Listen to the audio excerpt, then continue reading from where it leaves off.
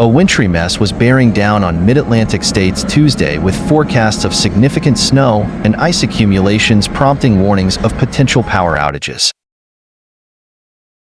Travel will become treacherous Tuesday through early Wednesday in much of Virginia and West Virginia, according to the National Weather Service.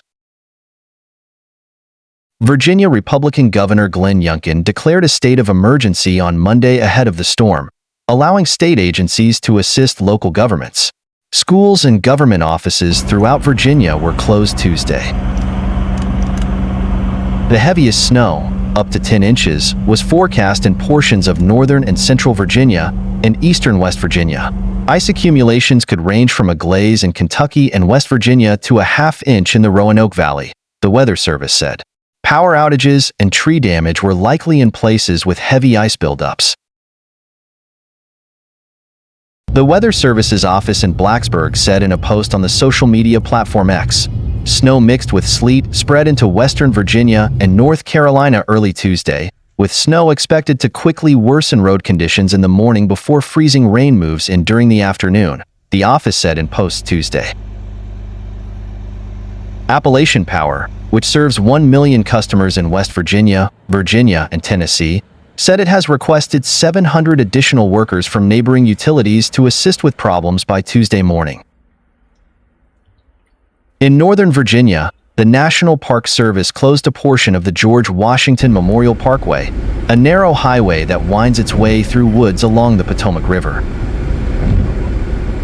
The parkway connects multiple small national park sites and has historically been a trouble spot during winter storms for abandoned cars that created a slalom course for snowplows and other vehicles.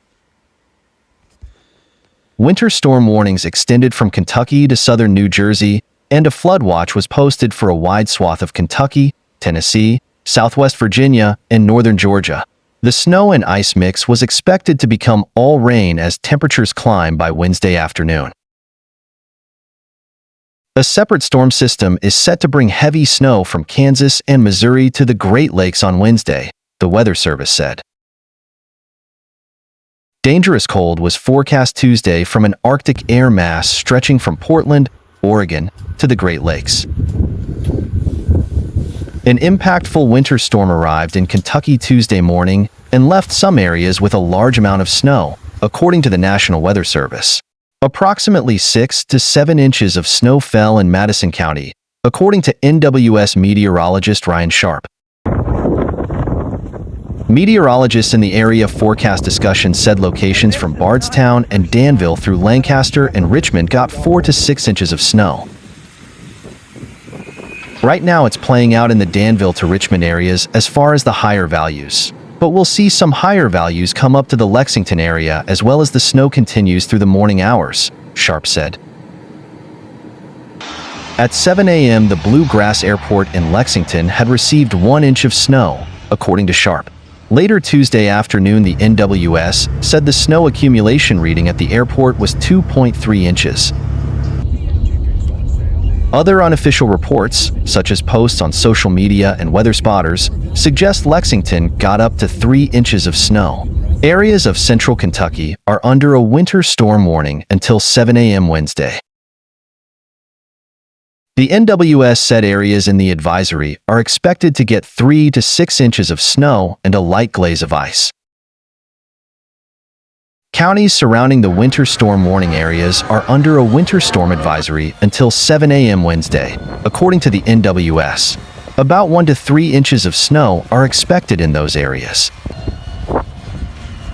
Shortly after 11 a.m., the NWS dropped the areas of Brandenburg, Corydon, Elizabethtown, Hardinsburg, LaGrange, Leachfield, Louisville, New Albany, and Shepherdsville from the winter storm warning, as snow rates in those areas have significantly decreased. A winter weather advisory is still active for those areas. The eastern portion of the original winter storm warning is still experiencing a slightly faster rate of snowfall, according to the NWS. The snow is expected to stop and transition to rain on Tuesday afternoon. A cold front is bringing a mix of precipitation to the state. The NWS said areas north of Kentucky's parkways are expected to get snow, while areas south of the parkways should get rain. The largest snow accumulation is expected to be between I-64 and the Bluegrass and Western Kentucky parkways, according to the NWS. Areas south of I-64 should see the transition from snow to rain in the early afternoon, according to the NWS. A trained weather spotter near Perryville has reported the transition has already happened. An intense winter storm grounded flights, shut down schools and stopped public transit Monday morning in St. John's, Newfoundland, leaving the capital of Canada's easternmost province to dig out from under 40 centimeters of snow. Residents could be seen shoveling paths through waist-high drifts in an effort to clear a route to their nearly buried cars.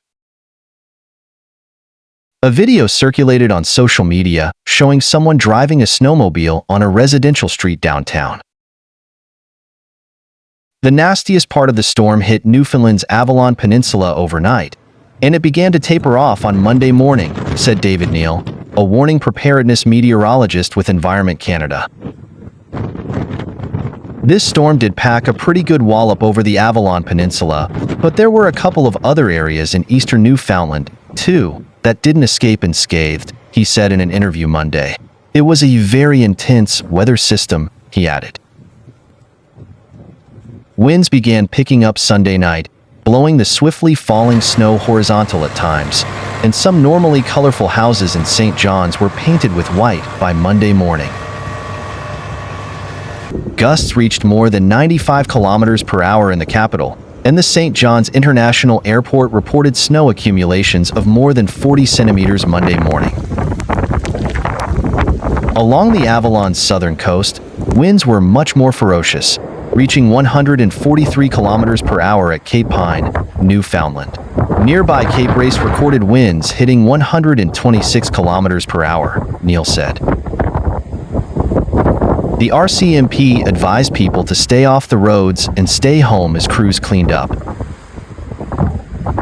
Sean Leroux said he was thrilled when he looked out the window Monday morning to see vast expanses of white. He spent the first half of his day Monday shoveling and making snow forts with his children.